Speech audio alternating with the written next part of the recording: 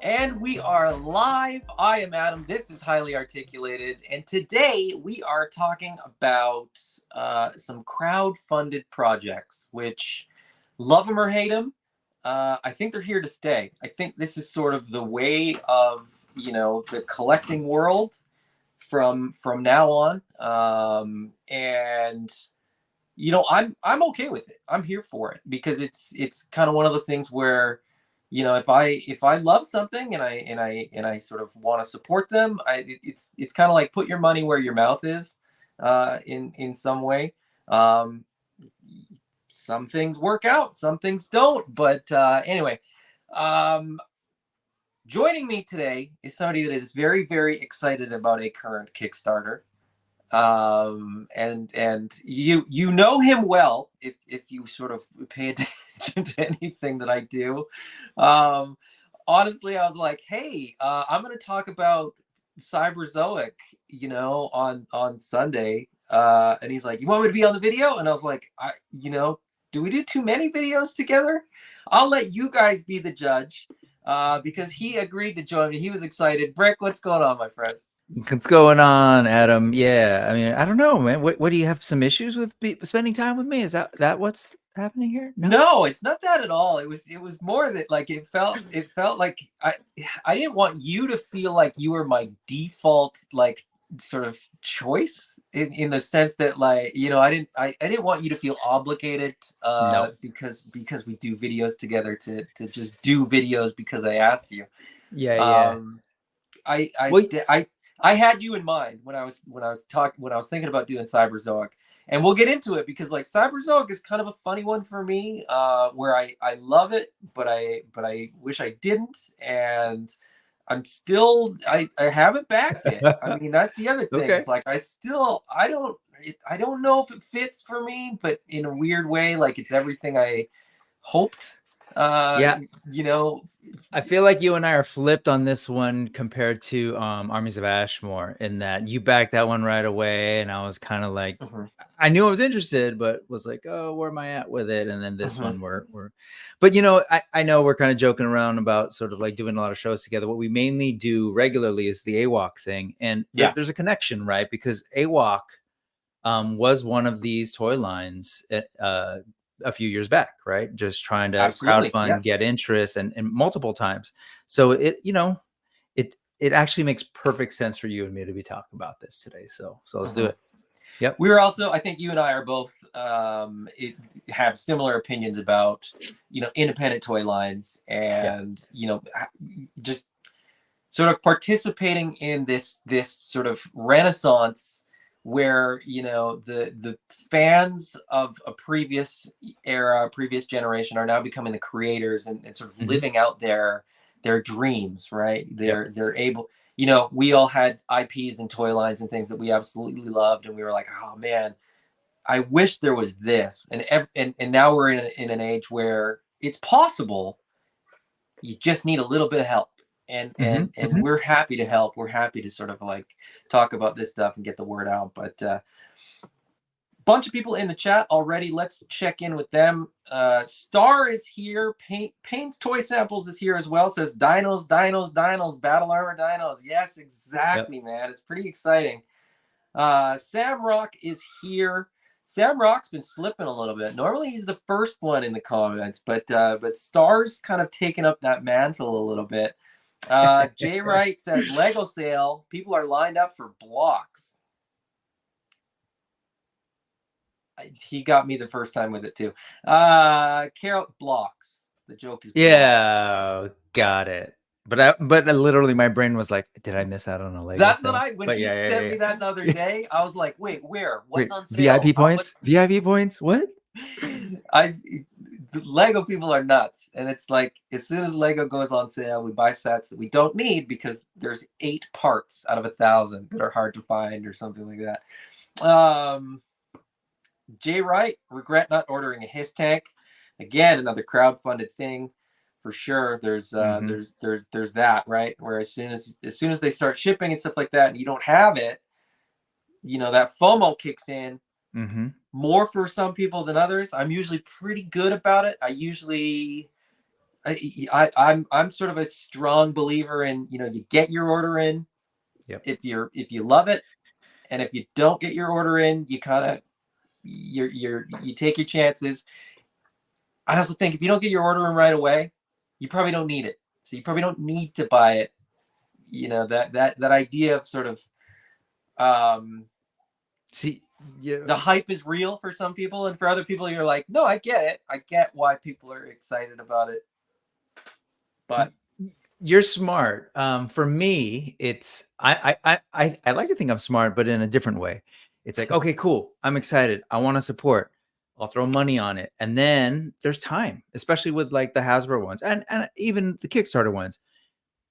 You have time to think about it a little bit, to see a little bit more, to see how the campaign goes. And then there's always, and this sucks for the people who are raising the money, but if you're not really in, you can pull out. I say that because at one point I had 2 HISS tanks. yeah. I don't have HISS tanks. I canceled before the campaign ended. So and I had to mull it over because they're beautiful, they're great. I knew going into it that it's not necessarily something that I collect, but I was like, as a GI Joe fan, as that was my vehicle, like that specific HISS tank was my vehicle as a kid, and so as they kept unveiling things like, oh yeah, let's go, let's get 2 and help pay for a little bit for the first one, and then I was like, no, I'm good, I don't need it. So I'm just naming that because of the whole crowdfunding conversation today. Like there's new things that have come up with this as a means of selling toys, so and developing a fan base. So sorry, someone this is related. There is, in fact, friend, a Lego sale. Check it out. I think you'd appreciate this. I want that. Yeah, it had a Post-it on it for $55 from the toy show yesterday, and I came home with it for $35. And it's actually not mine; it's theirs. What? That's the new. Built. That's like the new re-release classic one, right? Built. It's like $100 or something. That's the one. No minifigs though, which I have plenty of classic. Yeah, if you have them. There was one. Was there one color? Was there one figure that was like one color? That they didn't have before. You mean? Yeah. Might have been, but that's okay. I have the green one from the. Anyways, nerded out for a second, but just but that is related to crowdfunding too, friend, because that the green one from the idea set, right? Yep. I don't have that one. I do. I might have an extra one for you if you're really interested. But the point is, the crowdfunding thing isn't new. I think Lego does it in a particularly unique way that I hope we see develop with some of the bigger companies. That's where I'd like to see some of the bigger companies go. That's a good shout. That's you and I talk about Lego every once in a while, but I think our sort of toy collecting sphere is somewhat apart from like the Lego collecting sphere, and I don't know that they kind of cross over that much. But it's, I mean, maybe that's a whole episode that we should do sometime. How do Lego and action figures cross over? Where could each learn from the other? And the 10 or 15 people that listen to us might be interested to hear that. I find that there's more of us. Corporation and anybody else is listening, who knows? But I find that no one talks about it, but when they do, people are like, "Oh yeah, me too." Nate Barch, huge Lego guy, huge Lego guy. But we're just talking Legions. We're talking Motu all the time. Yeah. Oh wait, because I think the name is Brick something. People are like, "Hey, yeah, I know. Oh yeah, I like Lego too." So there's more crossover. I just don't think we get to take advantage of the conversations enough. But no, and anyway. It's weird because totally tangent, but we'll get back to the topic at hand. It's really weird because I think you like me, like when we were kids, we used Lego with our action figures. Like there was no differentiation of like, well, that's Lego, I'll play with that later. I never limited myself to sort of minifigure scale with my builds. I've said this before, like I was building X-Wings with Lego for my Star Wars figures and small vehicles for my GI Joes and bases for my GI Joes and things like that. So the idea that like I think what you're suggesting is like the ideas projects that Lego does, like having a vote where brands could go.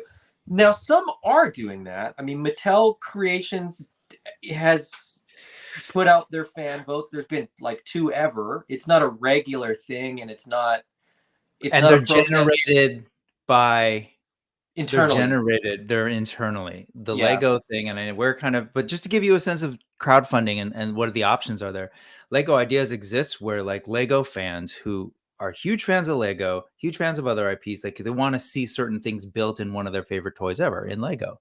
So they actually build them, whether digitally or practically, and then they put up a campaign essentially. And then other fans and people around the world go and they vote. And if you get more than 10,000, that's a huge number, but more than 10,000 votes of people saying, I'd like that. And then they actually they ask you, how many would you buy and why? Like, they ask a little bit more information. And so, of course, cynically, you could say, well, yeah, people just put in BS and they vote for whatever and don't actually buy. Fair enough. But if you walk into a Lego store and see how many sets are made from these and how they sell, you might think otherwise, because these things are selling, and Lego's product line has diversified right before the lockdown. And we're seeing things that we would have never seen before. Before it was like, oh yeah, they're doing like what a Friends set or whatever, Friends TV show set. And that was like, oh yeah, that's a weird one-off thing people liked, whatever. Now it's like you walk into the store and there's a Queer Eye thing, there's a Friends thing, there's a Seinfeld thing at the same time, alongside a Atari thing and a Nintendo thing. Point being is they reached whole new audiences by doing this, and it's an interesting blend of sort of like market research. And so I don't know. I just think there's other possibilities that some of the bigger companies haven't figured out. I know there's a lot of frustration from people to even see big companies involved in this process. And I think if they shifted more towards what Lego's doing, because Lego isn't about, it's a little bit different in the sense of we're not asking you to pay for it up front. We're not asking you to invest in this thing. What we're asking you is market interest. We're trying to see what you want to hopefully get closer to guaranteeing that the MOQ won't be an issue. And that, so anyway, just to throw that out there. I think Lego has a weird thing too, where they have a very good idea of who's buying what. And I think that the Lego buying community is similar to certain lines. Like I think Four Horsemen is another one where like they have a very good idea of who their fans are, largely by way of the Cabal. The Mythic Legions Facebook group is a good barometer for sort of what their market sort of wants or is asking for, so on and so forth. And I think Ideas sort of does that as well, like you said. And I think, like Lego is also a privately owned company, so there's a little bit more flexibility in that respect, compared to some of the guys like, Mattel or Hasbro or what have you. But the guys like Four Horsemen or Spiro Toys or Savage Crucible or something like that, they're all small privately owned companies, and they do have the ability to sort of pivot and adapt and evolve, depending on the market demands. So yeah, I mean, it would be interesting to see some of that stuff for sure. I think some of those smaller ones though, the issue is people can kind of say that they want something, and it doesn't necessarily mean that it will financially be viable, whereas Lego is big enough that they can run metrics and sort of look at Facebook likes and Instagram likes and sort of gauge from that with analytics that are presumably fairly reliable. Lego doesn't really date itself either. Like a set doesn't really get old in the same way that some other things do. But anyway, that's a whole other conversation. And there's some great comments in here for like file for the future, because I think people are vibing on this. I'm looking at some of them, and some of them are related to other things that we'll talk about. But like Dorklair says, if any company would be a good fit for supporting fan created action figure sets like Lego Ideas, I think Four Horsemen would actually be a realistic one because of the built-in community. That's exactly what I'm saying. I think that community is very dedicated. It's very, it's a community that sort of says what it you know, they say what they mean and they mean what they say, if that makes sense. So if somebody says, I'd buy 5 of those, there's a good chance that they would actually buy 5 of those. It's not, you know, with some lines where people are like, I'd buy 1,000 of those. And then they're like, okay, it's open for pre-order. And they're like, well, what I meant was I'm interested, but I can't buy one now. It's like, well, it doesn't really work that way. Yeah, with 4A, with Mythic Legions, Cosmic Legions, all it's that and then some. It's not just like, yeah, no, I'll buy some. It's like, yeah, no, I'm gonna take multiple all-ins repeatedly every time you announce something new. And that's not one person. There's several people, more than several. And I don't see that elsewhere. I just not yet. So Jay Wright says the Office set rules. I really want that set. I just don't have anywhere to put it, and I can't justify buying it to just leave it in a box. But that's a set that I would love to have. I think that one's really well priced too, for what you get. But anyway, Star asks, and I'm not sure I know the answer to this. Are there any companies that make figures from average Joes based on non-established properties at a price that the typical person could afford?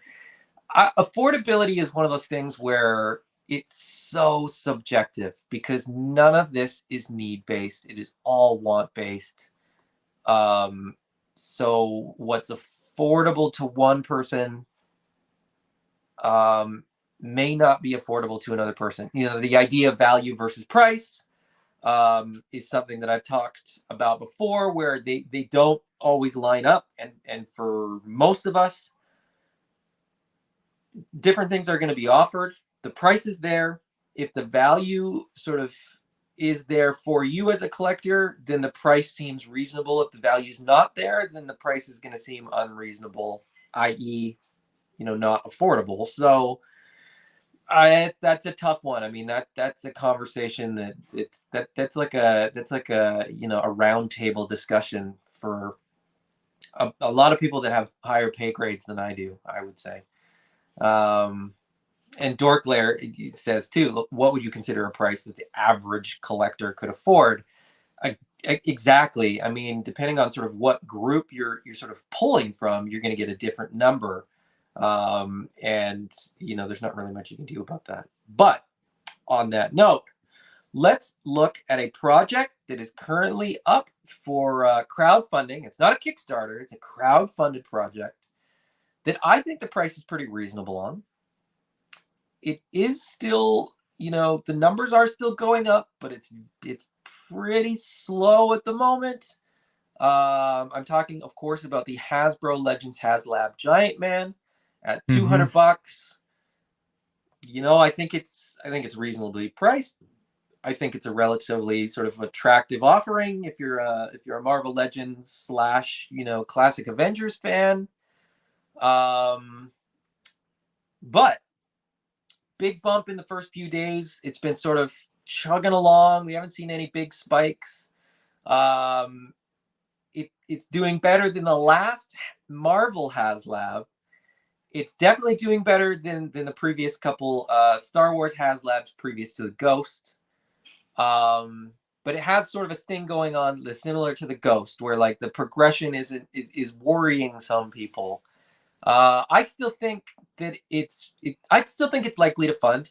I don't know that it's going to hit all the stretch goals, but Brick, what are your thoughts on that? We'll be quick with this one because this was just sort of an in passing one, being that it seems to have lost some steam.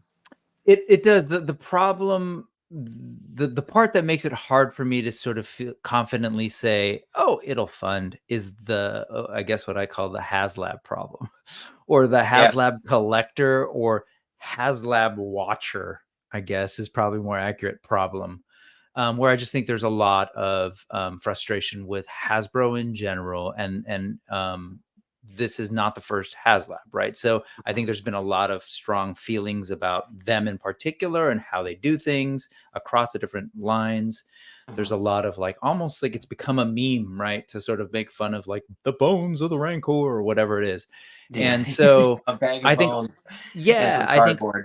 all of that just sort of feeds into this, but I'm just thinking like, man, I know I'm of an age where I know a lot of people who read the classic Avengers comics, who read these Marvel Universe issue by issue, the Marvel handbook, essentially, before they actually became a handbook. They were single issues where they would, like, you'd open them up. It looked like a comic book, but it was just filled with columns of tiny text telling you about every single character, every single vehicle, every single setting. And so many of us, including myself, like, I saw that Giant-Man and I saw that team, and to, you don't get to go into the store and buy a Giant-Man. That's not a normal figure in the line. That's not a normal SKU. So I'm genuinely kind of bummed of that it is where it's at. I'm not going to speculate as to why. Like, I suspect maybe that there's a little bit of that sort of negativity in general that HasLabs have to tear through, but I don't think that that's exactly why. I don't know what the market's like, truly. I just do know that there are people who don't necessarily like buy action figures who know that I'm sort of still doing this thing online with toys. And they're like, yeah, what's going on? I show them this and they're like, oh my God, that's a giant, that's amazing. Wait, they're making that? They don't even know that the Sentinel exists. They don't even know that, that the Galactus exists. So they're genuinely blown away and they're like, wait, so how does this work? How do I buy this? And so I don't know where that disconnect is. I don't know if it's just, a marketing thing. I don't know if, if I look to those folks, they don't buy figures regularly. It's a casual thing. So for them, actually, they would consider dropping $300 on this one, like, statement piece, even if they don't necessarily have a Marvel Legends collection. Right. And I could see them they like infill to sort of have the rest of the Avengers. Yes. Yeah. So I don't know if they're reaching those people or not. But I will be bummed if this doesn't. Because I think really Hasbro's going to have to do some real soul searching, because it's hard for them. Like, do we go with the current new thing? Do we go with the old thing? Do we go, there's just so much to figure out. That said, to come back to the topic, the crowdfunding thing at hand, the nice part about this is they didn't make, tens of thousands of these and they sat on clearance and they didn't sell. I know that a lot of people want to say, well, just put it on retail and people will buy it. Yeah. I mean, there's The argument just so many reasons, is man. big enough that they should be able to take the risk. Yeah. You know what I think? Like, good for the world. Let's be real. To sort of real quick appeal. I have a ton of plastic, but this is plastic that I love and I've bought and I'm keeping. It bums me out to think that there's a bunch of plastic out there that people aren't keeping, that just gets tossed. And so if there's a way to prevent something like that with these giant toys and just say, who wants it? And then people say, we don't want it. Then they don't make it. Then we move on. Yeah. There's a weird thing too, where like, for me at least, so I'm in Canada. And so it doesn't seem to work quite the same for us as it does within the United States. When we see things on sale, it's like a few bucks off. It's no big deal. We don't have Target, right? We don't have Walmart. Well, we have Walmart, but it doesn't quite work the same way. But our Target doesn't get our Target. We don't have Target. So we don't have a store where they get a wave of figures and within a week they're down from $25 to like $7. I think there's an aspect of like that kind of buying culture where people look at this at the price and they go, if they just put it on retail, they'd sell it. And what they're really saying is like, can you put it in Target so that I can wait a week and get it for like $50? Yeah. Because what they're thank you for turning the subtitles on for that. To me, but I would buy it when Target is forced to discount it because they need to move that product. So I think there's a lot more stuff going on than maybe people are willing to admit to themselves in a weird way, because I do think this is worth what the price is. Personally, hands down. I mean, yes. I mean, I guess we don't have to spend too much time on this one, like we said. But if we were going to talk about value of this, just compared to some of the other things that are on the market, the level of detail that's on this, yes, absolutely. Anyways, that's it. It looks cool. I'm not getting it. You're not getting it. But to the point of like, crowdfunded things and so on and so forth. Let's move on to the next crowdfunded thing that we're talking about. Now, this is, let me share this screen instead. This is the Legendari action figures series. So this is a team of collectors / creators that have come up with this line. The figures themselves are sculpted by the Four Horsemen. There's like a few hours to go. Is there a few hours or a few? I thought it ended today, but it doesn't. It ends next week. I got that totally wrong. I thought it ended. I thought it was like 3 hours to go, but it's saying 7 days. It's next Sunday at 5:30 Pacific that this ends. But I have 7 days to figure out which side of the fence I'm on, because I'm still on that fence. You're still on the fence, yeah. So I will say this about Kickstarters: as a Canadian, there's always kind of more. There's like an added layer of risk, more than meets the eye. When they offer this and they go like, yeah, here's the price for the figure, and I say, what's the price for the shipping? And they go, well, we'll figure that out later. I'm like, ugh. Yeah. So it could be, the figure's $40. The shipping could be $60. You won't tell me until I've guaranteed to give you some money. Yeah. It's harder. It's harder as a Canadian to back some of these Kickstarters. Not knowing some of the variables. Sure. And there's definitely a few figures in here that I want. I did back the Kickstarter. I will admit that I backed for a very small amount. I backed for the digital comic because that's, shipping is free on a PDF file. They'll just send me an email. But it also keeps the sort of backer kit door open to me so that when they announce, hopefully, in the backer kit, they can announce how much they estimate shipping to be. And then I have, the opportunity to get in there. Yep. But the figures themselves look like a ton of fun. The design team behind this is a design team that is also behind lots of comic book stuff, most notably some Guardians of the Galaxy stuff. So it definitely has that feel, that vibe. There's sort of a 90s aesthetic to it for sure. Just looking at this, and I will pull this one up separately so we can look at it embiggened. This is sort of a good sampling of the figures that they're doing. There's a couple translucent figures. You got neon stuff going on in there. You've got some dark sort of lava stuff going on. Like this is the 90s encapsulated in a modern toy line, and I love it. Yeah, you do. I love that you went straight for the translucent as the first feature. Yeah, that's your thing. Like honestly, I'm gonna pick that the figure right in the center there. I'm definitely gonna be picking up. The one on the far side, the neon Bojack or Hijack or whatever he's called. I love that one too. It just comes down to where I'm going to get them from. I would love to support the Kickstarter if they could tell me how much this is going to cost me. But if they can't, I just have to hurry up and wait. We're all processing your hurry up and wait. But yes, I think the nice thing for me is that they are shipping from California. And so, like, I'm one of those few people who are still waiting on my Mask of the Red Death, actually. And I've just sort of come to accept that. So when I get excited when someone's going to be shipping something from this side of the country. Now, right. I am on the fence ultimately with how many, but I think the one in the center definitely catches my attention. I hear you on the Fortnite bright neon colors. I love the colors.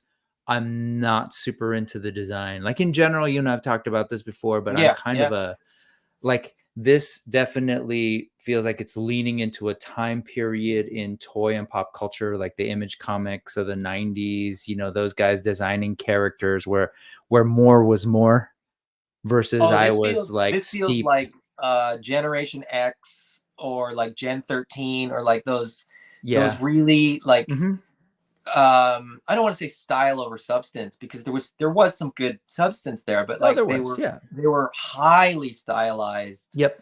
Very unrealistic. Yep. Kind of in their anatomy. Yeah. When I say like more is more, it's like, again, maybe not the best example because I know people have strong feelings. I don't mean to diss, but just Rob Liefeld with like pouches everywhere and asymmetry, not just a little bit, but ultimate asymmetry, like Yes. giant arms, small, whatever. Yeah. And then, you know, but on the other end, like maybe more beloved artists, like even like later Madureira kind of mixing in some of the anime vibe. To me, that's like all of that mixed in through a Fortnite filter. Again, not at all, that's not to be dismissive, because I actually love that. I love variety. But for me, what that means is I'm not going to get all of them. I might get a couple of them for like, this is that one character who's like wild. So that person in the center, I think, is one that I can go for. And probably I've heard a lot of people diss this one, but I love the guy with the plague mask kind of thing. I love that one too. Yeah, like the kind of owl plague mask. It's yeah. Again, translucent parts, so I am a little bit partial to that. But these are just like, this sort of hits that sort of rule of cool thing where like they're just cool action figures. We don't have the story yet. They are going to do a comic book. I may read that comic book and realize that I need way more of these. I have fully admitted that is 100% what happened with Animal Warriors of the Kingdom for me. We will touch on the idea of, if I had a story, I would probably be more in with the next Kickstarter as well, because there's we'll get into that, because there's a weird, like, and again, there's a parallel with AWOC, which is why like it's perfectly suited for you and I to talk about with that next one. But yeah, the Legendary stuff seems like a lot of fun. I'm excited for it. I look forward to seeing it. I'm looking forward to seeing what they've got at the table at Legions Con, which I will be lucky enough to be attending this year. Jealous. Because yeah, I know. But it's sort of one of those things where I may see them and go like, oh yeah, I need these. It may go from like, these are cool and I want a couple, to like, oh, I need these. On that note, I feel like we kind of buried the lead. For your audience, I know everyone in this chat probably knows this already, but anybody who's sort of looking after the fact and maybe doing replay, and these are all they worked. So you mentioned the design team, but the sculpting, the engineering, and even some of the other things like the soft goods were all done through the sort of Four Horsemen team. Yeah. So that's huge. Like that alone makes me go, yeah, no, I think I should check out these figures and sort of see how they're built. And so I know like some of those soft goods, I'm kind of like, I wonder what those are going to look like in final. But like knowing that they've got the folks at CJSM working on this, like they're going to look solid. The third from the right, even that sort of print pattern is like, I know they're going to find a really good way to make that look good. Not like, they just cheap screen printed a pattern on there. They're going to figure that out. It's going to be great fabrics, well tailored, wired, the whole nine. I know that the paint is going to be solid, because I don't think Four Horsemen want any less than that from something that they've worked on. Right. It was the same. It was the same for Armies of Ashmore. That's a big deal. That's a huge selling point to me to know that that's who's working on it. So I just, didn't want to bury that part. These are great. And I know they'll turn out to be great. For me, again, on the design tip though, which again is sort of separate from the Horsemen, I just think same goes for a lot of those 90s designs. In about 5-10 years, am I going to love it as much? And then it's going to take maybe another 20-25 years, which is where we're at now, where people are looking back and going, hey, remember when Spawn's cape did this? That was cool. And then it'll come back. So for me right now, I just feel like I wonder about the timelessness of some of these designs. But Dorklair says Meta Travelers will be giving away 3 figures on my stream this week, shipping when released. Obviously, they haven't made the toys yet. They will be winner's choice. So check out Dorklair's channel. Great channel. I mean, a lot of parallels in terms of, if you like the stuff that we talk about, Dorklair is talking about the same stuff. So go check out Dorklair. Subscribe to his channel as well. Dorklair says, I'd be willing to bet eCollectibles will end up carrying these for Canadian collectors. If I have my say, yeah, he definitely will. It's definitely one of those lines where I'm that seed is planted. And I think, you know, in my favor in terms of like convincing him to carry this, them not listing the shipping charges means that there will probably be a lot of Canadian collectors in the same boat where they're just like, I'll wait and see how much they're going to cost to actually get to my house. Because that is a legitimate concern if you are a Canadian collector. Yep. Now, somebody that has actually listed shipping charges and is currently doing a Kickstarter. This is one that you're really excited about. I'm really excited about this, despite the fact that I haven't backed it yet. This is the what's the Creative Beast Studios Cyberzoic sci-fi dinosaur and dragon action figures. They're doing real well. Their goal of 205,000 has been far surpassed. They're at 247,000 and some change. Thanks to somebody that came in, in the last few days and was like, "Hey, here's a huge chunk of money. I really want these to happen." These are fantastic. You know, the thumbnail that I had, you know, like is this Dino-Riders back from extinction? That's what's got its hooks in me. My problem is that it's 1/18 scale. Yeah. And so this would sort of live in its own world almost.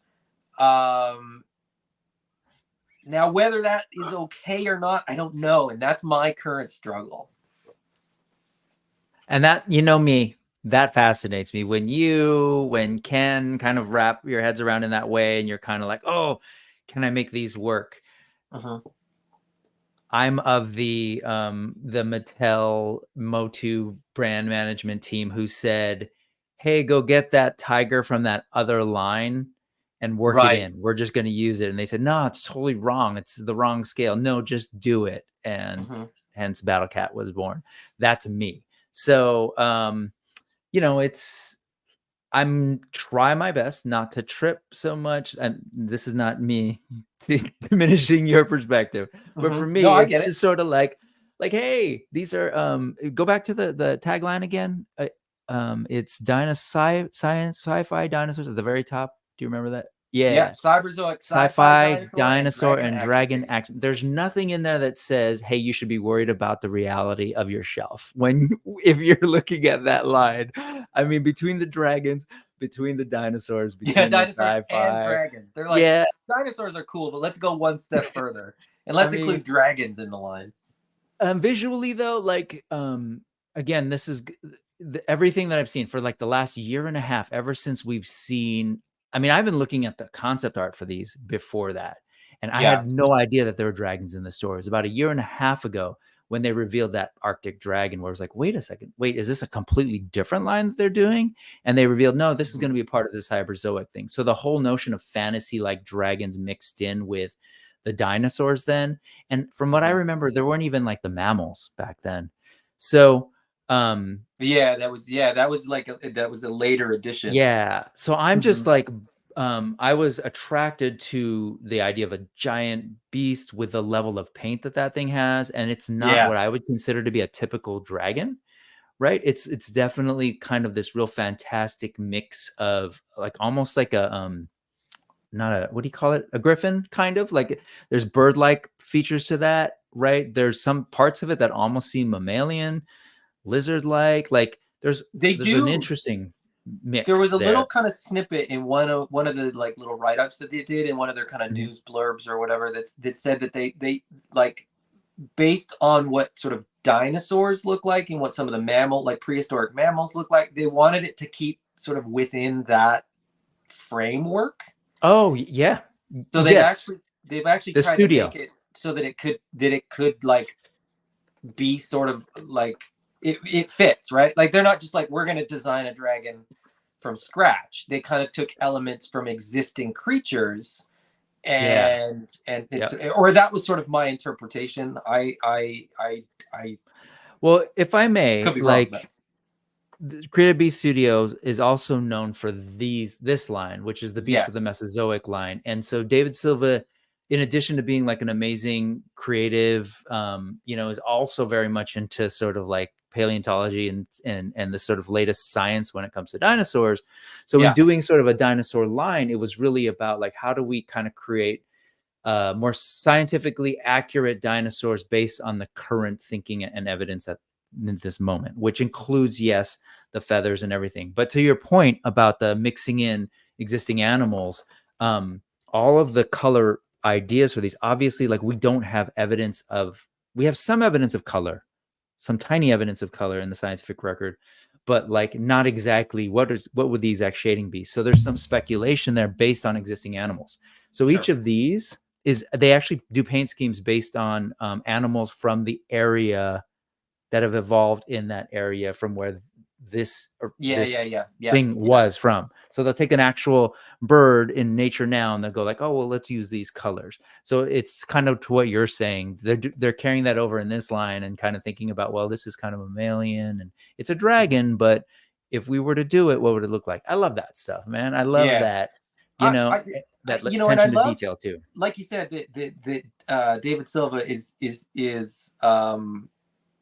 he's incorporating the latest science, like you said. Like it's not this isn't this isn't a typical Jurassic Park dinosaur. This is like, no, this is like they're sort of they're scaled correctly based on the knowledge at hand, based on the science at hand. They have feathers if that's the current understanding, so on and so forth. Now they are, like you said, sort of the battle cat scenario, they are taking certain liberties with some of the scales because they are using some of the like Mesozoic, like beasts of the Mesozoic line dinosaurs that sort of are being put into this. So the figures are 1/18 scale, I should say, but the beasts themselves, some are sort of fitting different scales. Kirby Smith says that the Smilodon is technically a 1/12 scale Smilodon, it sort of injected into a 1/18 scale line. So there is some crossover in that respect. I can appreciate that. I like that because I think you can also look at like, well, how tall is this this particular dinosaur? Would it look good on my Mythic Legion shelf? Dorklair says, I'm putting that Sabertooth right next to my Legions. 100%. Like I get it, right? And I even, I look at some of them and I'm like, oh, it's, at a 1/18 scale, it's not big enough. At a 1/12 scale, it'll work just fine. But like, because they're kind of prehistoric animals, and because there's that element of they don't exist in the real world now, you can kind of fudge it. Like you can kind of get them in where you want to. Like if you want one, you can get one. I say, like, I don't know where this would fit, scale wise, but it's partly because like I absolutely love Dino-Riders. And I did a video, I want to say about a year ago, maybe a little bit longer, where we talked about lines that we would love to come back. And I said Dino-Riders. I want Dino-Riders. I wanted Dino-Riders to come back.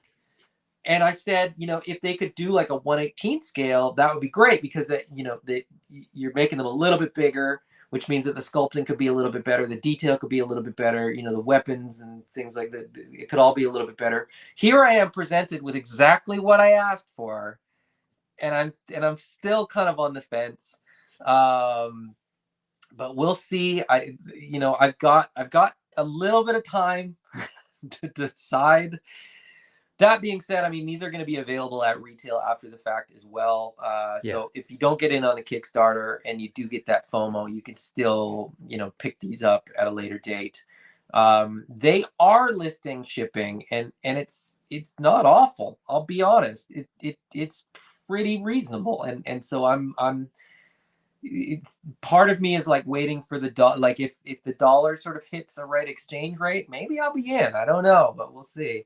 Yeah, I mean, that's the difference here is that, one, Creative Beast Studio is no stranger to Kickstarters and no stranger to fulfillment. So they work with a team already to do fulfillment and shipping on their existing lines, and they did the same with their Kickstarters. So they can do that. I just want to throw that out there because I know you're saying they are telling you how much it's going to cost.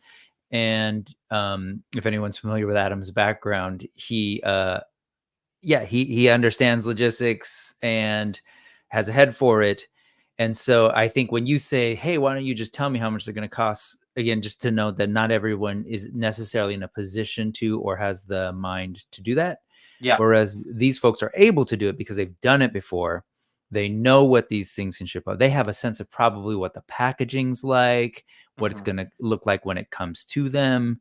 So they can do that. And I mean, just on that note, like these things are fantastic. This is their Beast of the Mesozoic. The packaging's great. The level of paint is on par with what you're getting from Cosmic Legions, Mythic Legions, like top to bottom paint jobs that are just absolutely gorgeous. They each come with display stands. I don't know what's going to come with these folks, but I bring that out because sometimes people know how to do figures, but they may not know how to do all the other stuff. Like if you take a look at that design, there's going to be accessories that have to, engineering is going to be important, especially with some of the other ones where you see like the armor comes off and transforms into almost like a transformable robot. Not almost, definitely a transformable robot. Yeah. And so that what is it, what they do is amazing already. So I trust it and I'm excited to see it. They didn't rush us out either, man. We've been looking at concepts for this for a long time. And the other thing is, sorry, I was just going to say that one of the Raptors, I believe it's they're existing dinosaurs that they already make. They're just adding bits. So they know what they're doing. And they've said other things too, like if maybe you already have one of the dinosaurs that this armor set will fit on. They're using those existing dinosaurs. So if you have the dinosaur already, you could get the armor. If you're not into the figures, you don't have to get those. You could use your existing 1/18 scale figures, whether that's the original AWOC figures, whether that's some GI Joe figures, whether that's your Marauders Task Force figures, so on and so forth. There's no shortage of 1/18 figures, is effectively what they're saying. But then they're also offering them as sets. You get the beast, you get the armor, you get the figure, and you get a discounted rate by sort of buying them all at the same time. These are super cool. Kirby Smith brings up the point that Kickstarter exclusive is straight up Dino-Riders tribute, 100%. Like this saber-tooth tiger with that armor, straight out of Dino-Riders when they started doing mammals. But you touched on a good point, and I think that this is something that they've kind of missed on for me, is that I backed Legendari for the comic book. I wasn't all in on Animal Warriors of the Kingdom until I read the comic book. The world that they're building here is really cool. I was going to mention it that as far as the armor goes, depending on the faction, they do different things, and I'm going to get it wrong, so I'm not going to try to get it right. What I will say is that one of the factions, the armor turns into beasts. One of the factions, the armor turns into ships and small pilotable vessels. Another faction, it turns into a weapon. So they've really thought out differentiations between the factions. The story that they're sort of working with, I wish they would share it, because I feel like that could push this in a big way. And maybe that's just me, maybe that's sort of the way that I collect, the way that I sort of get behind things. But this is from the Creative Beasts website, creative-beasts.com.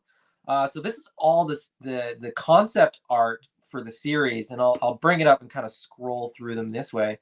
This is this shot is fantastic. This is there's so much cool stuff going on here with the different dinos plus the mammals. You got all the different you got the tech tribe, you got the desert tribe, the fire tribe. It's all there represented. And then you get these beautiful art pieces And some of they with previous Kickstarters, they've had a lot of this art available as you know, things that you can order. I haven't seen it in the Kickstarter, although maybe it'll come up soon because it makes sense that they would sort of offer it. There is the one, The poster. this print is offered, but I at least haven't seen within the Kickstarter some of these other ones. But there's the Smilodon that they're doing. That's also available, you know, in as a set. That's available as a set. And you see there, right? You see Yep. that's the beast with the armor, and then next to it is the armor taken off and turned into a beast on its own. Yep. A cybernetic beast, but still a beast. This is just like, again, like I said, you know, Dino-Riders done by people that love Dino-Riders when they were 10 and now they're 40, and it's a little more mature, it's a little more evolved, it's a little bit more, you know, there's a little bit more world building there. We've read some anime and we've read some manga and watched some anime. Yeah. Sure. You know what? No, I it's also very thought? Zoids, Mhm. Dino-Riders, and yeah, it's a cool mix of stuff. Now, when we get a little bit Look at that. further Whew. into it, so that then we get into this stuff, and this is where I'm like, I feel like there's an untapped sort of potential here. There's a Dinotopia element to me. Dinotopia. Yep. This is like the you know, the neo futuristic version of Dinotopia, where it's not it's not sort of olden times. It's like this is the future of what Dinotopia kind of turned into. Yep. Where, like, you know, the big long necks are the transport vehicles, and then you get some of the sort of science stuff that's going on. But you get a bigger feel, like as you get deeper, you get more of the buildings, you get more of the world, you get more of the differentiation of the tribes and things like that. And I want more of this. I want a comic book that will sort of push me into, like, yeah, I think I need, you know, X, Y, and Z in figure form, because the art looks fantastic. The world building, I think, has a ton of potential. It's tricky with that because I hear you, and I know that there are definitely people who want like a full story. I also think there's something to be said about, I guess it sort of depends on the stage of development. If we look at this truly as where they're gathering investors to support an idea, this makes sense to me. This is George Lucas hiring Ralph McQuarrie and being like, listen, I have an idea. I need you to give me images that'll help my thinking, but also sell this to people and capture their imagination. We won't fill in the details. It's kind of like what we were talking about the other night about like Star Wars in general. Like, so much of it is, I'm going to mention this thing for the Clone Wars and I'm going to let you sit on it for about 30 years. And you're going to have this awesome time imagining what it's like. And then some of you, when I finally tell you, you're going to be disappointed. And I think that's what I worry about the comic book idea. Like, let me spell it out and they'll be like, oh yeah, that's not for me, versus let me inspire you with what the possibilities are. And then you come in, you figure out, like, I'm going to put it out there. I'm going to do my best to entice you. And it's up to you to go like, oh yeah, no, I'm into this, without giving you limits. So I like this. I wish they'd push this more. I'm definitely of the crowd that's been looking at this repeatedly, right? And sort of just been looking at this artwork. It was the same for Savage Crucible, as they started, like, they did that. They caught me early with all of their concepts and characters. I didn't need the comic book. I think actually for me, in some ways with that comic book, it's sort of like, oh, is that what's going on? But I was just more intrigued by what I was seeing and the ideas. And I will say Mythic Legions is the same way. And I kind of, I don't know what's going to happen as they sort of put out the book and spell things out a little bit more, but there was something to be said about, let me create a sandbox, give you a sense of what's going on. We're going to give you figures and you find your entry point, and then people just take it and run with it. Right. And people create their own stories, create their own factions, like the one that's on your hat, and then they create rabid fan bases based on what they want. So I'm torn on that whole locking in the story thing. I mean, I guess I agree with you 100%. I think it's maybe the way that I sort of present it is like I don't need a completely fleshed out, completely like a world where I know everything about everything. I want a comic book, even if it's a one shot, right? Give me 32 pages where it's like there's this clan, there's this clan, there's this clan. Let me get to know like the leaders. Let me Big get to setup. get a vibe of like Yep. what this world is. I hear you. Because I do want play patterns to be like open, right? I do want there to be Yeah. storylines that aren't fully fleshed out to the point where people start saying, well, no, that's not how it happened. Yeah. Yeah. But I want to see this concept art. I want to see how the beasts interact with the like is there a tribe that treats these things like beasts, and is there a tribe that treats these things like friends? Is there like those little nuance things? I want to have a better feeling for the world. The product looks phenomenal, and I've heard nothing but good things about the beasts of Mesozoic dinosaurs. So I have no doubt in my mind that these are going to be really, really cool toys. Yep. I just need something to push me over the edge into like, why are these going to be cool toys for me? Yeah. And that's where I need a little bit more of the world. Like I said, I'm not a big dino guy, but I am a huge, like this picture that I've left up here, I've left up intentionally. I'm a huge Dino-Riders fan because as a kid, I loved, figures that sort of integrate and mesh with the vehicles, and then the fact that it's a beast and there's sort of a sentient sort of thing involved adds another layer. Dino-Riders I loved, Exo Squad I loved, like anything like that where there was small parts that went along with the figures and kind of built them out. Like yeah, you put a backpack on a GI Joe and you put a weapon in its hand, and that's GI Joe. Like that's cool, and they have vehicles, and you can put them in the vehicle. But where I really started nerding out was like the sort of interchangeable parts, and like this Triceratops is great because there's like a core armor plus like the deluxe part of the armor. When he's fully armored up, like that he's looks fully very armored fun. up, Yeah. and then when you move, you can pull a bunch of that up. Make a little flying vehicle for the pilots, and away you go. I love this. I just there's something. I just need a little bit more, and I think for me that little bit more would be a comic book that I could sort of get into this world, and it would sort of elevate it above toys to characters. I hear you. And this is just the start, right? I mean, so really what we're talking about is the dragon, the Arctic dragon. We're talking about the Smilodon and a rider.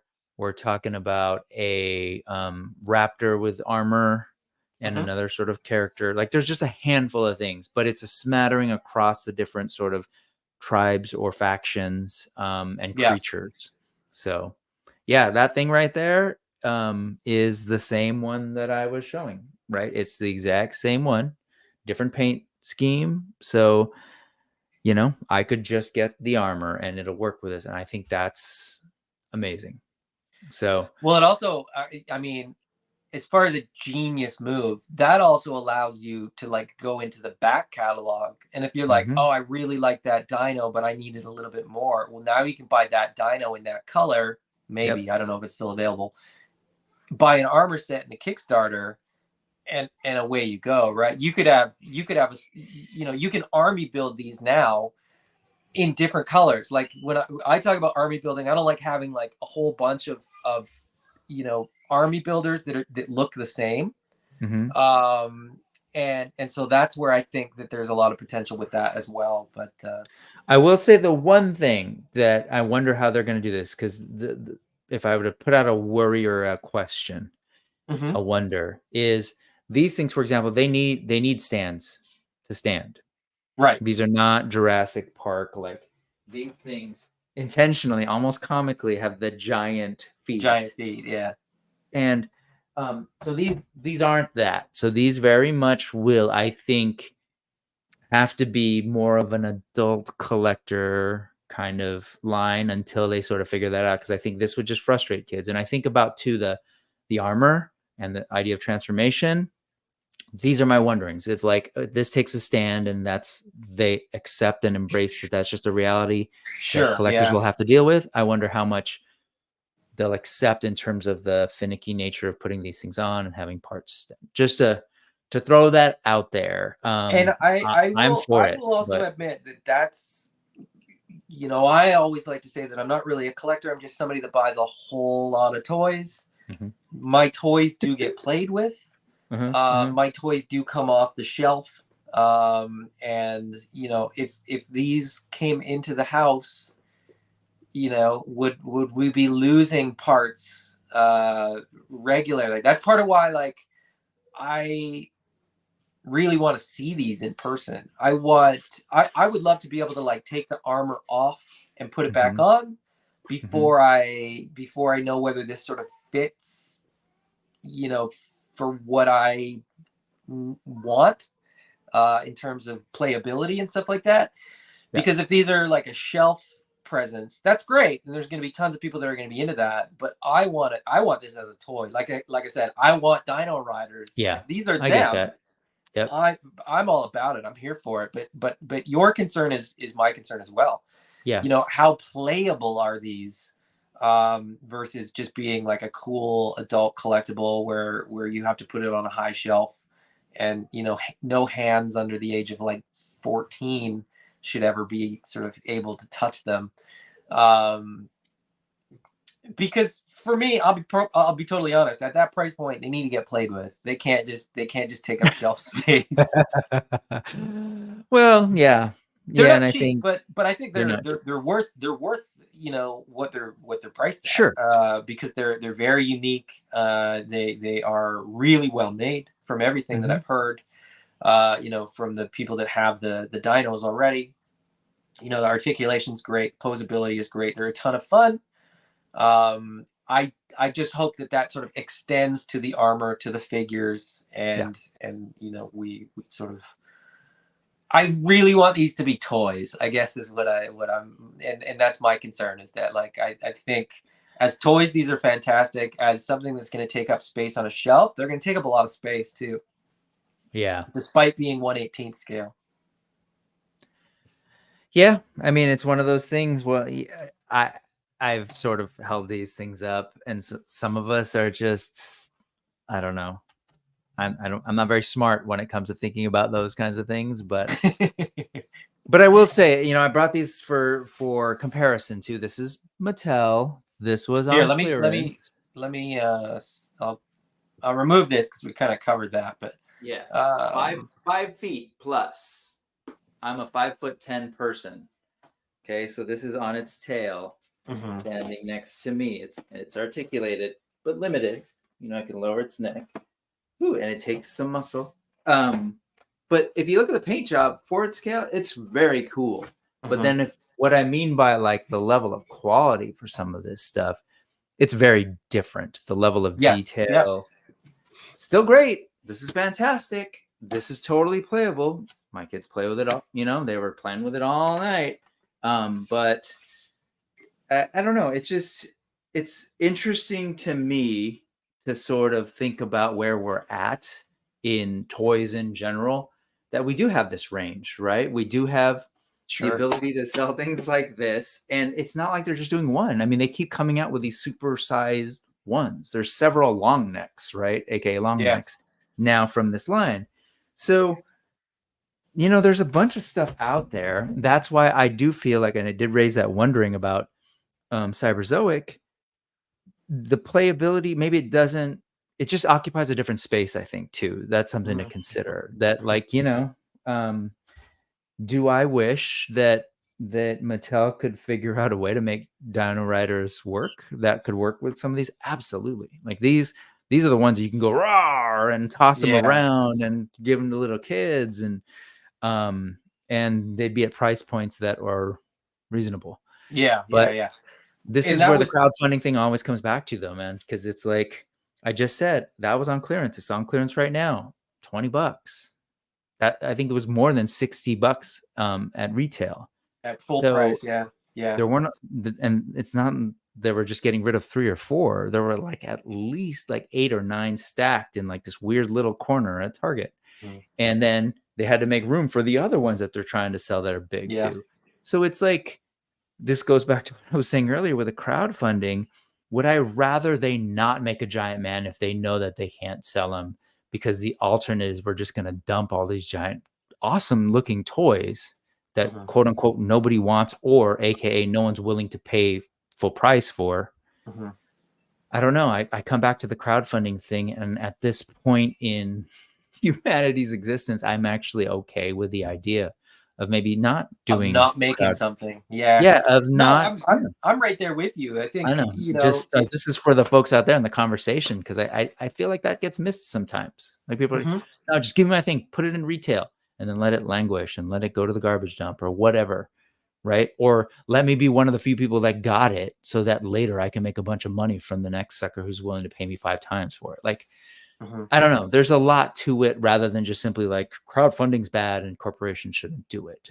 And you and I have covered this a lot, but I think in this era, and when we're seeing more and more of the indie toys sort of launching, I'm excited by that. And they should. Like, I agree that that's a great way for these toys to build an audience, to get attention, to be part of this whatever YouTube news cycle it is that we try and do.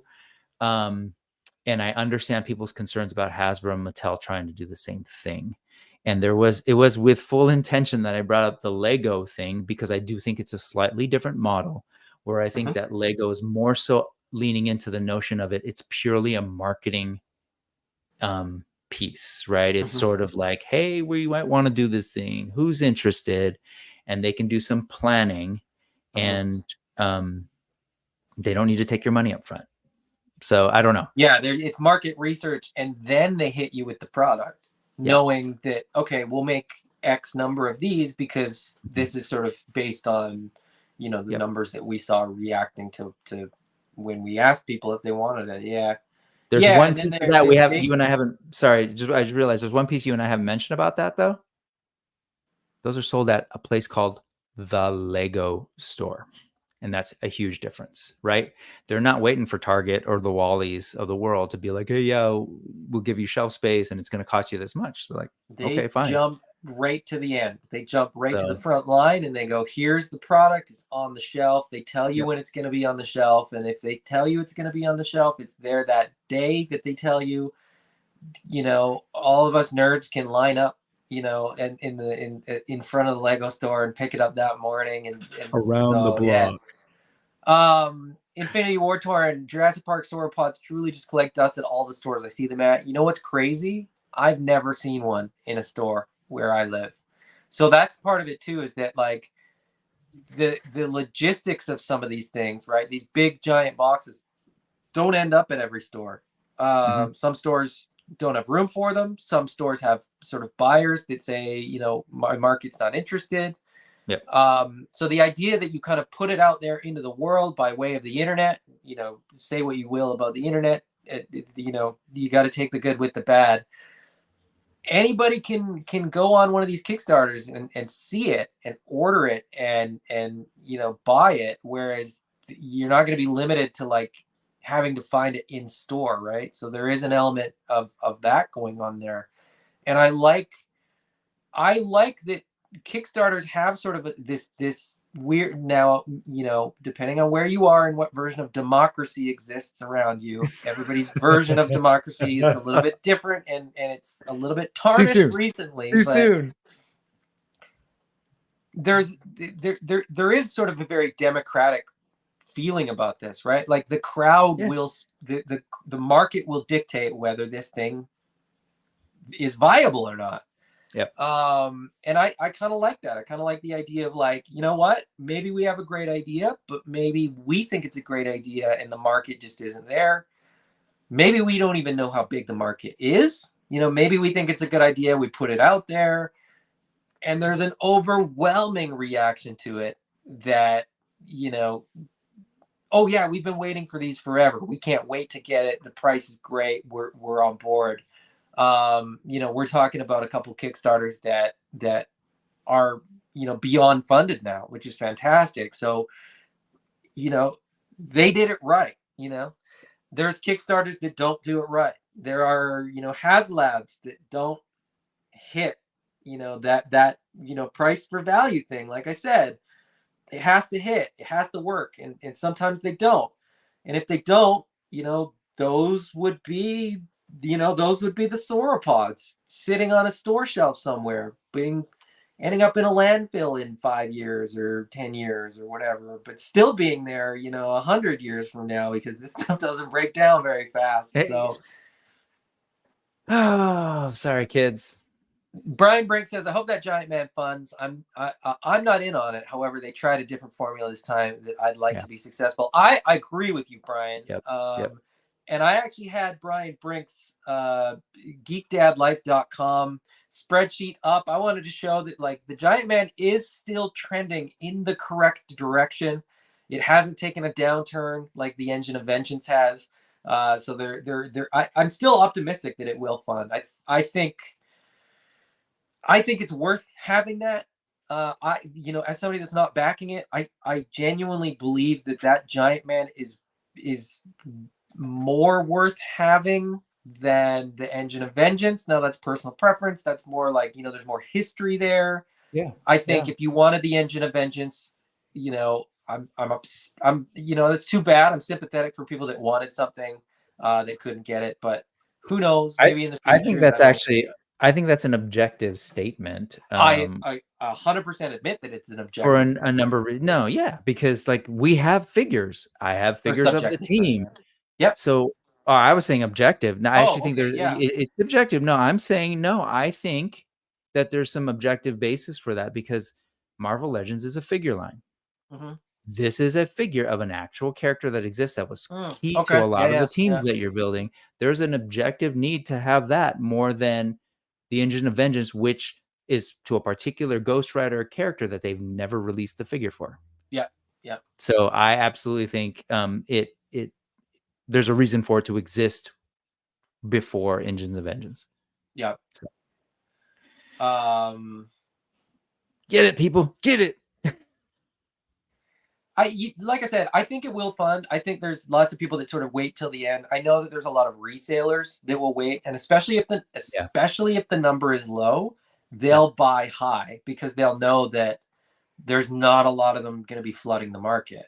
You know, a low number means that if you missed it for whatever reason, maybe you didn't have the money, maybe you didn't know about it, maybe you get into Marvel Legends, you know, a year from now, and you're a huge Avengers fan, and you're like, oh, I can get all these other figures. I wish there was a Giant-Man. And some retailers like, I still got one. You know, it's gonna cost you a little bit more, but it's up there, right? So it's interesting that Marvel Legends has become sort of the giant figure line, right? Yes. And I think in many ways with the Galactus, they might have just went a little too early because given the scale of Galactus, you know, standing next to a Sentinel, it's a little odd. And then now you got Giant-Man. I think they should have just like waited and developed a cosplay line so that you can be Galactus. You could just be Galactus. Yeah. The parts. And it's just like Cyberzoic. Like you could take it on. They just have like a 0 POA buck that it goes on where you can sort of display it. But when it's time to like play with your toys, you become Galactus. I think you're onto something there. Yep. Trevor's hanging out. What's going on, Trevor? He says can't wait for these. He mentioned that when we were talking about Cyberzoic, but yeah, I mean, I think a lot of people are really excited for this stuff, and whether that's, you know, whether that's Cyberzoic, whether that's Legendary, whether that's Giant-Man, like I think that, you know, the availability of these Kickstarters and of these crowdfunded projects and these projects that sort of go beyond you know, simple action figures, right? Like, this is great. You and I both love this, but this is, you know, it's not without risk, but a 6-inch scaled action figure or a 7-inch action figure, is a very different proposition than a 2-foot tall action figure. Yeah. Or a scientifically accurate dinosaur with armor that transforms and transforms. Like there's sort of more to some of these projects. So I think it's really cool that they're out there. I think it's really great that we have the opportunity. They don't always land with enough people. That's fine. You reconfigure, you retool, you reassess, and you come back. Cyberzoic, genius that they already had most of the molds for the beasts, right?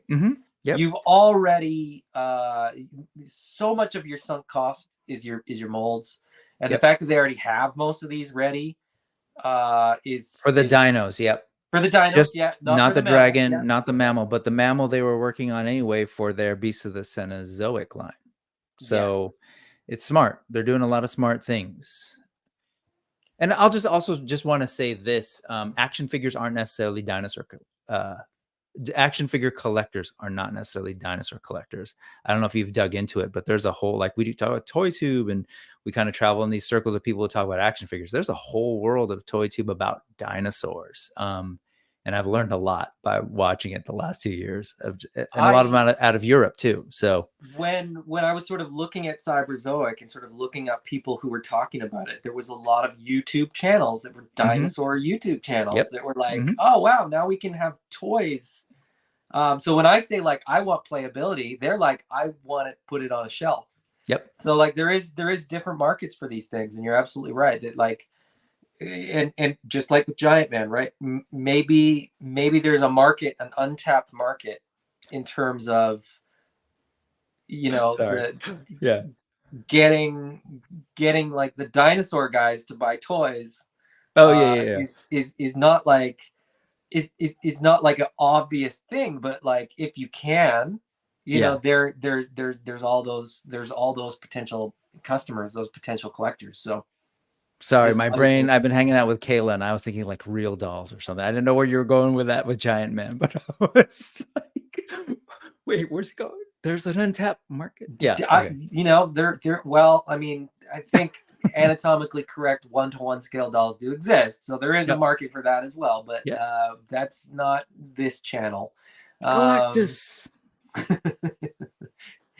What else is going on in the comments? We'll sort of go through the comments here, and then I think we'll wrap it up because that's pretty much what we had for today.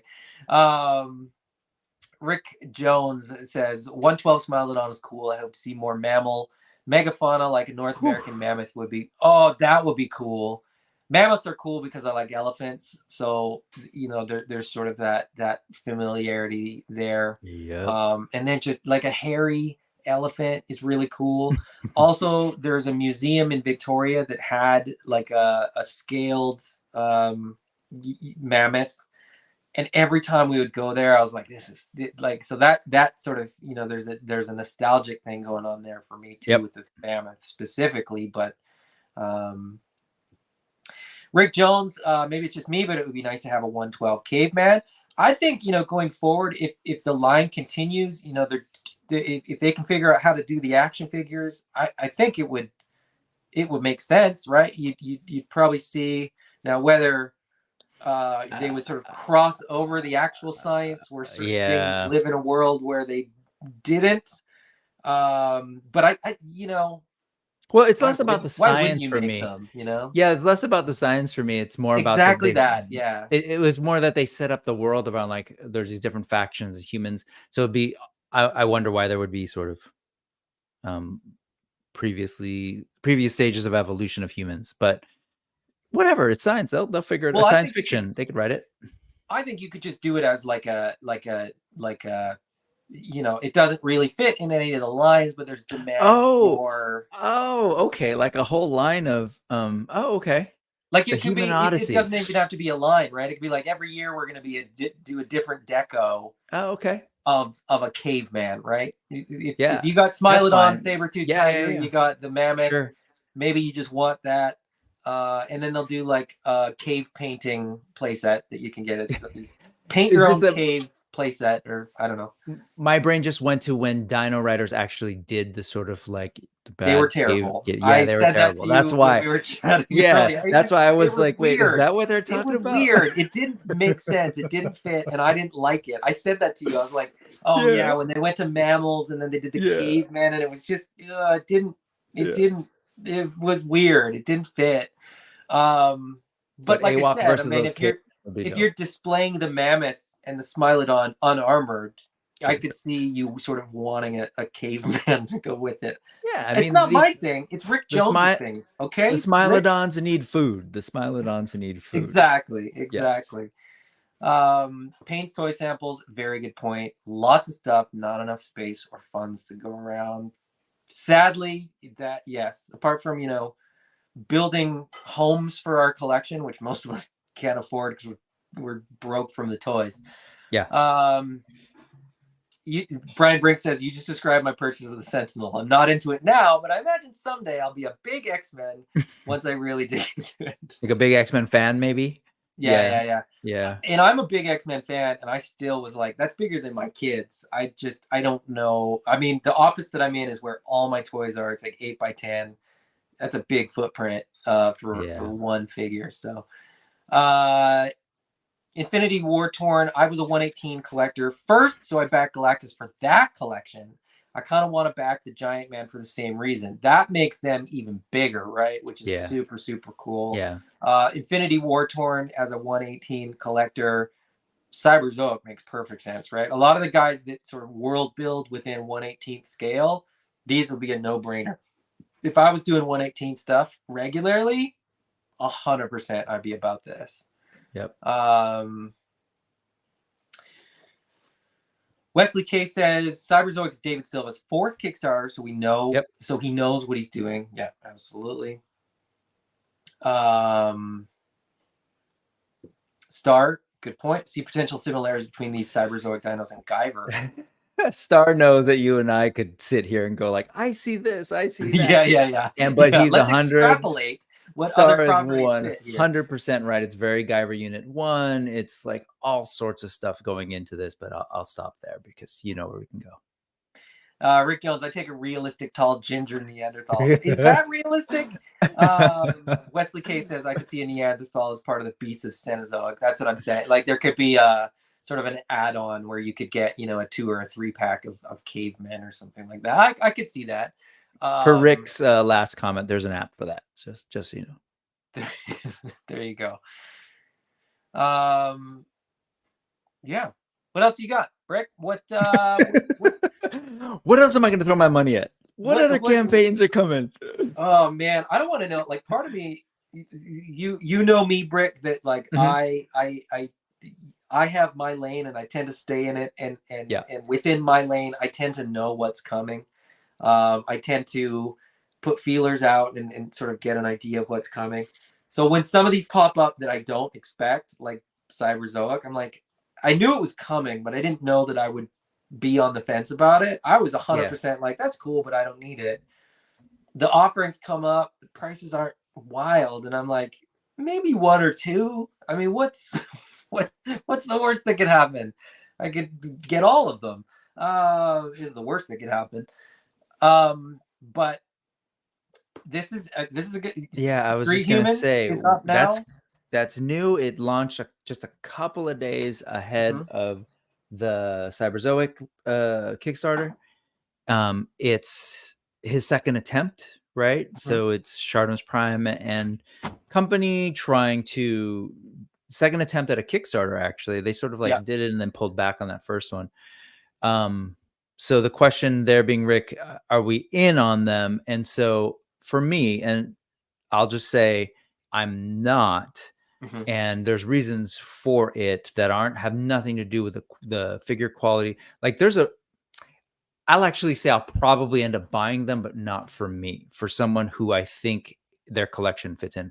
Mine, like my people don't wear, my 6-inch people. You're 6-inch. My 6-inch people. My 6-inch, 6.5-inch plastic people don't wear those clothes. My people My Yeah. people in real life, they actually do. Like Yeah. that's what, and Yeah. so I'm actually torn because those characters that he's working on specifically, like really resonate with me as a sort of a person of color living in the United States. Like, yo, those are my students, those are my friends, that's family. Like, I love that Shardamus chose intention with some intention to kind of create characters of color that are caught in this sort of like fantasy superhero sci-fi world and story. So I love it for that reason. I was really excited about it. But like, I'm looking at people who are half naked with furry animals and armored knights and stuff. So I tend to lean more in that fantasy thing. So I think it would be great for like a Joe Classified, Action Force kind of collector, a Marvel Legends too. I do wonder though, they're 6.5 inch. They're on the bigger side. I'm not sure where that decision came in because when initially I thought they were like really like going to blend in with your Hasbro figures. Yeah. It's like, oh, perfect. Yeah. Even on a civilian side, this is going to be perfect. So that's my only wondering about that thing. But I love the articulation scheme. Like, I don't know. That's part of what I'm so excited about all these new companies. I feel like people are pushing it. People are seeing what existing companies are there. People are taking some notes from import figures and they're working it into their lines. I'm looking at that diaphragm on the torso and the ab cut that has a sort of obliques. There's a lot going on in those figures that I really like, but unfortunately, I might buy one or two, but they won't be for me. So yeah, I'm sort of right there with that on just about every one of those points. The big one for me is that there's, like Payne's Toy Sample says, there's only so much money to go around, and most of my money is already sort of in other lines. I was buying, a few years ago, I was buying fodder figures to fit into the classified world.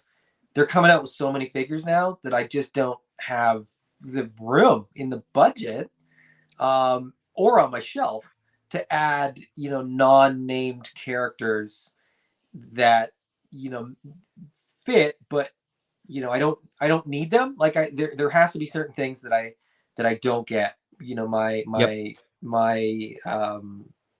MO of like, I can't buy all the things. Yep. Is very much at play with those Street Humans. The price is right, the quality looks good, but I can't have everything, and I'm okay with that. So what's really funny is I'm just thinking about sort of those characters. If you saw pictures of 1998 to circa 2003 brick something, I pretty much look like one of those characters. You are one of those shaved head, particular type of facial hair, got the camel pants were a thing. Yeah. Just baggier pants, though. Much Rick baggier Jones, pants. good point, right? I'd consider the buck for customs, but they aren't cheap Yeah, fodder. And that's the thing. Figures 5 years ago were a lot cheaper, and even on sale you could get them cheaper. And fodder for me has to be cheap. I can't be buying Kickstarter stuff for custom. You're not really buying much fodder sense anymore these days, right? No, I know that's pulled back. I pulled back on Yeah, kit bashing figures because it was there's just I have a stack of things to open, let alone like where am I going to find the time to kind of come up with the recipe. I used to do the dyes. I used to get into all that kind of stuff, and it's just like that stuff. I mean, can you hear the 16-month-old in the background? Like I don't have time for all that kind of stuff. So I know we're circling the drain here to kind of wind down, but here's the thing with the crowdfunding. If you're going to keep going to the same crowd, the funding's going to run out, and that's the biggest challenge. That's what kind of people are saying right now, with like, oh, there's only so many funds. The challenge is, you got to find these toy lines need to find new audiences. So for the big companies, it really is them thinking about where's that next generation of toy consumer. But for these smaller lines, it's more about like, where is that Dino-Riders collector, and where are they, and how can I reactivate them? Where are the dinosaur people? Like, and I know again, Beasts of the Mesozoic, they know that like we said, those are different people. For Action Force, where are the people who are pissed off that Hasbro isn't doing hardcore enough military stuff and the guns aren't real and like, but great, they're there. Here you go. Yeah, and the so, realistic military background. Yep, Mythic Legions did it, right? What were we getting in the fantasy at that time? They found it. Nothing. They made it. So that's really going to be the challenge. And I think, you know, you're already hearing people like, look at behind Adam right there. I mean, like, he's not shy about buying figures. You can't probably rely on Adam to keep buying more figures. Like, we're all saying the same things. I don't have space. I don't have money. Yeah. So like, where are the other folks who might want this? And we'll see how it goes in the next couple of years. And I think that might be also tied a little bit to what's happening with Street Humans in particular. I think it's defining that niche needs to, they need to figure that out a little bit more. Cause even, I agree. And in the same way, like I've been saying, like, you know, I need a push, right? I need a push to get me over. These are cool action figures into like, these are characters that I am making, you know, a connection with, and I can imagine a play scenario and so on and so forth. I think the IPs that managed to do that, we've sort of seen it have done fairly well, and you know, they're able to do another wave or another line or another, you know, whatever. And others, you know, are kind of, they're cool figures, but I kind of lost interest because I didn't get pulled into the world. And I think that's what you're talking about, where you know, you need to pull people in. People need to be convinced that they need the next wave as well, because it's not enough to get a Kickstarter either. I think that's part of it. It's not enough to just have a successful Kickstarter. Those figures people will get in hand, but sort of like, what do you have planned next? What are you going to do next? Because we also are distracted by shiny things. So the next Kickstarter might pull you away from one line or whatever, right? Yeah, so totally. I have all this stuff behind me, but like Marvel Legends isn't doing much to keep my interest. So my dollars that would go to those are going somewhere else. You know, the dollars are the same, even if you introduce more product.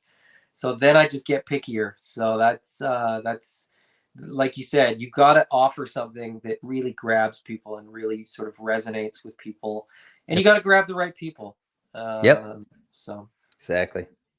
Infinity War Torn, collecting multiple lines truly is hell on wallets and shelf space. Yes, I say this all the time. I'm jealous of the guys that do like one line and one line only, and they're like, I love this line. I'm all in on this line. I can't afford to be all in on any line because it just doesn't. The funds just don't spread quite that wide. So I got to pick and choose with some. And it ebbs and flows, you know. There's times where I'm all in on one line, and you know, another line I'm like, I won't buy as much of that wave, and then you know, the next wave comes, and it's like, whoa, that wave, you know, fits exactly what I want, and so I'm all in on that, and I sort of cut back on another thing, but can't have all the things. So we can't, but we can certainly try. And we can talk about all the things. Exactly. That doesn't cost us anything. Brick, you gonna be talking about anything else today? I am. In about less than an hour, in roughly 50 minutes, I will be on the Brick Something channel, which is easily found at bricksomething.com. It'll take you right to the YouTube channel. I'll be on at 4:30 Pacific with Michael from Toy Habits. I actually got to hang out with him and Kayla all day yesterday at the San Jose Toy Show, and we took pictures. And so today's news will largely be about some of the things that we saw together, and kind of we'll talk about that, and a little bit about Michael's background, which I got to learn about, which is really cool. So come hang out with us today. And then next Sunday, I'm putting it out there, we're going to have another episode of AWOC Talk. So we're going to pause a little bit on the comics, actually, and get behind the pages, if you will, and talk to Utama Prasta, who was the artist, or who is the artist behind the comics, but also all the beautiful packaging artwork that you see going back to the original line, even the figure turnarounds. So stay tuned for that. It's going to be cut up into multiple pieces or sort of episodes, just because the conversation was great. Like, and so we learned a lot. We talked for a long time. Yeah. Yeah.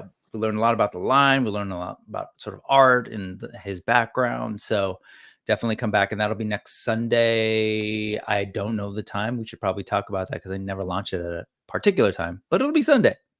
It's more fun that way, isn't it? To just for people to be surprised. They could hit like and subscribe and get notification bell and do all those things. And I'm pretty good about updating folks on the community page on the YouTube channel, if you even know what that is. So, because I know Adam doesn't.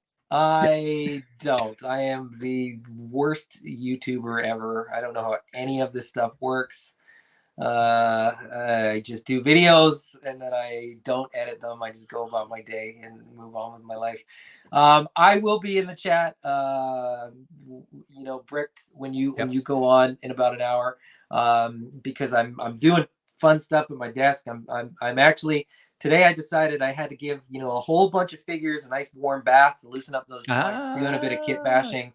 Because I was so behind on it. I was actually doing it before we sort of got going, and I'm going to do a little bit more after. So yeah, that's what I'm up to. And will this be filmed? Can we look forward to maybe seeing some of it, or? Yes. Okay, good. I won't tell you what is going to be and where and sort of when you're going to see that, but yes, there will be there will be some of the stuff that gets filmed. Content.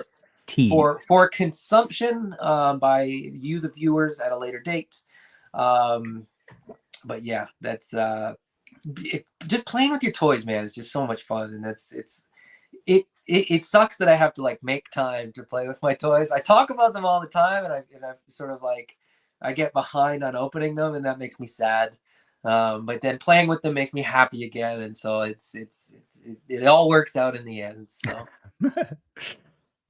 Anyway, it's been an absolute pleasure, Brick. It's always fun to talk to you. Yeah. It's just a good time to be a toy collector because I think there's just so much cool 100%. Stuff going on, and you know, check out these things. Check out these Kickstarters. Check out these smaller lines. You know, if you're into the major stuff, that's great. That's cool. Like, do your thing. You know, buy an Animal Warriors of the Kingdom figure, buy a Savage Crucible figure, buy a Mythic Legions figure, back one of these Kickstarters. It's not as scary or dangerous as you might think. It's not that bad. It's pretty painless. Some of them look like toys, you know, too. So there's definitely that. But yeah, stay tuned to more. If you like the show, please hit like. If you want to see more, you know, feel free to subscribe if you want to. You don't have to. If you didn't like it, hit the thumbs down. If you don't like me, if you don't like my voice, if you don't like my face, let me know in the comments. I don't care. I'm always curious. Hit that bell notification as well. I do videos kind of randomly sometimes, so if you want to be notified when I do my open late videos, unboxing, or when I post something randomly that's sort of outside of what I normally do, you know, that's the way that you're going to see it, because I probably won't. I post things and I don't even talk about them sometimes because I just assume that nobody cares. Anyways, until next time, everybody. Talk to you soon, Brick. Bye-bye. Peace. Have a great week. Happy Thanksgiving. Forgot about that. Yeah, it's Canadians. Thanksgiving. I gotta go have turkey. Also, be grateful. But anyway, gratitude. Bye. Peace.